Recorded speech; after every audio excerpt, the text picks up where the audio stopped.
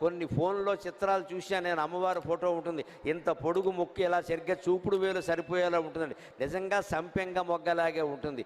ఈ అవయవాలన్నీ మీరు చూడాలి అంటే అలంకారాలు చేయకూడదు, దండలు వేయకూడదు, ఫోటోలకి శాలువాలు కప్పకూడదు, దేవుడి విగ్రహాలకి పంచెలు చీరలు కట్టకూడదు. పైగా మీరు విగ్రహాన్ని గమనించండి, విగ్రహం తయారు చేసిన వాళ్ళు చీర కట్టారు, లేకుండా ఉంటుందండి అమ్మవారు? కృష్ణుడి విగ్రహానికి పంచె కట్టేవాడు కట్టాడు, శిల్పి కట్టాడు, నువ్వేంటి మళ్ళీ కడతావు ఇక్కడ? ఎందుకు ఈ పంచె కట్టాలి నువ్వు అక్కడ? ఆ విగ్రహం అందమంతా చెడిపోయింది. ఇక్కడ మనకి చేయవలసింది ఏమిటంటే దర్శనం. నువ్వు కాఫీ తాగుతూ చూసినా పర్వాలేదు, అన్నం తింటూ చూసినా పర్వాలేదు, ఖాళీగా కూర్చొని చూసినా పర్వాలేదు, చివరికి మన చేతుల్లో పెద్ద వ్యాధిలా వ్యాపించిన ఫోను మాట్లాడుతూ దేవుడికేసి చూసినా పర్వాలేదు. మన దోషాలన్నీ పోతాయండి.